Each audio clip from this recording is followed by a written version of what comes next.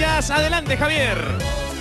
Aquí estamos, amigos, en esta sección Me Permites, y le he pedido permiso a Gianfranco para hablar de cosas más humanas, más personales, que a veces Gianfranco no ha contado tanto. ¿Cómo está, Gianfranco? Muy bien, Javier. Encantado además de hablar de este tema, que es un tema que creo que toca a muchas familias ahora, Muchas ¿no? familias. Porque justamente el tema, Gianfranco se casó con Charo, ¿no? Que una mujer maravillosa que siempre habla de este matrimonio, que además lo mencionaba en el desayuno, que tiene años de casado, 20 y tantos años. 23 tiene una años. hija de matrimonio, pero Charo ya tenía un hijo. Ajá. ¿Cómo fue, Gianfranco?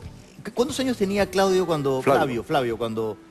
Cuando nos fuimos a vivir juntos tenía 5 años, estaba por cumplir 6. 5 años, que es una edad difícil. Es una edad difícil. ¿Y cómo fue ese proceso cuando lo conociste? ¿Cómo? Yo ya lo conocí un poco antes. Ajá. Flavio es un chico, era un chico, porque ya no es un chico, ya Claro, es ya un está adulto. grande. Era un chico muy inteligente, muy inteligente, con una percepción de las cosas absolutamente increíble. Y de pronto, cuando decidimos con Charo irnos a vivir juntos, Charo no venía sola, venía con hijo. Claro. Entonces, yo tenía un departamento que solamente tenía un dormitorio y había una sala donde pusimos una cama y Flavio estaba ahí.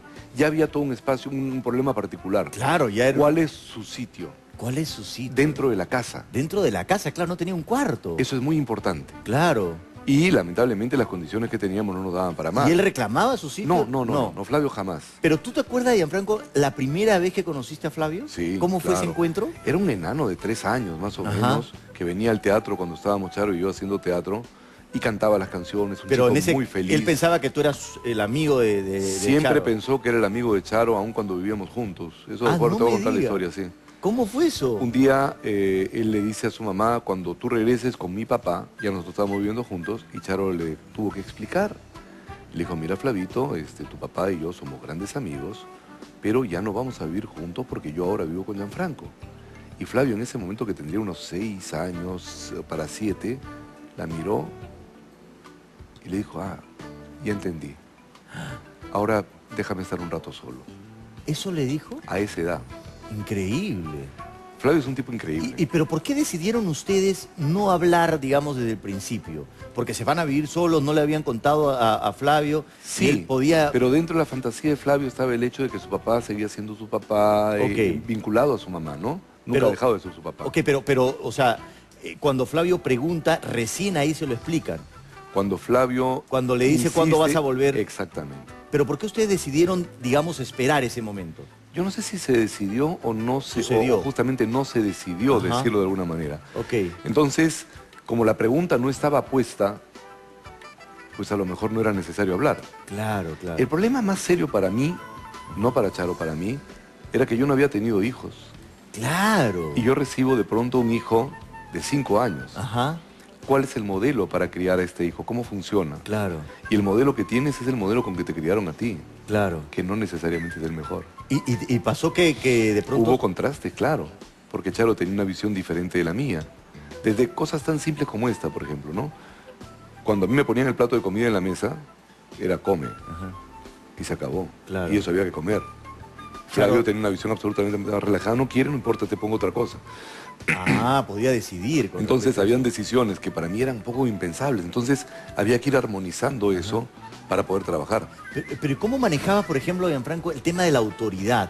Que es lo que le pasa a muchas personas cuando se casan con alguien, que el hijo, pues, está bien, te puede querer, puede jugar contigo, pero no me mandes, ni me pongas reglas porque no eres mi papá. ¿Pasaba eso? ¿Sucedía eso? El nivel de comunicación que tuve con Flavio, al menos eso es lo que siento ahora, fue siempre de mucha comunicación, de mucha conversación. Cuando Flavio estaba en los primeros años del colegio, recién comenzando, yo lo llevaba al colegio. No tenía carro, me iba en transporte público y me pasaba todo el recorrido conversando con él, hablando con él. Valentina ya había nacido, mira. Ya había nació nacido. unos años después, un par de años después. ¿Nació cuando Flavio tenía qué edad? 7. Ya tenía 7. Ok. Yo me iba conversando con él, mi compañero de viaje era él. Ajá. Y me la pasaba conversando y hablábamos de todo.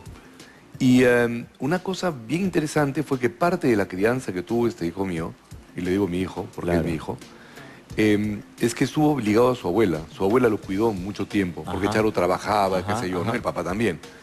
Entonces, él tuvo una serie de pequeños miedos, dados por esta abuela como sobreprotectora. Claro. ¿Qué tipo de miedos? Miedos a la actividad física, por ejemplo. Ah, sí. Claro.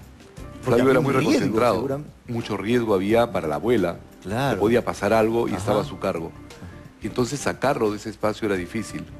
Y recuerdo que hace unos años él me dejó una nota, una esquela, una tarjeta escrita por Navidad y me decía: Gianfranco, muchas gracias porque tú me ayudaste a quitar muchos de mis miedos. Qué lindo.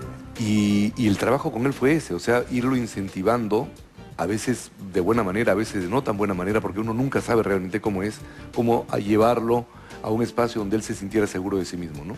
Pero hay una persona tiene que tener un nivel de lucidez bastante grande y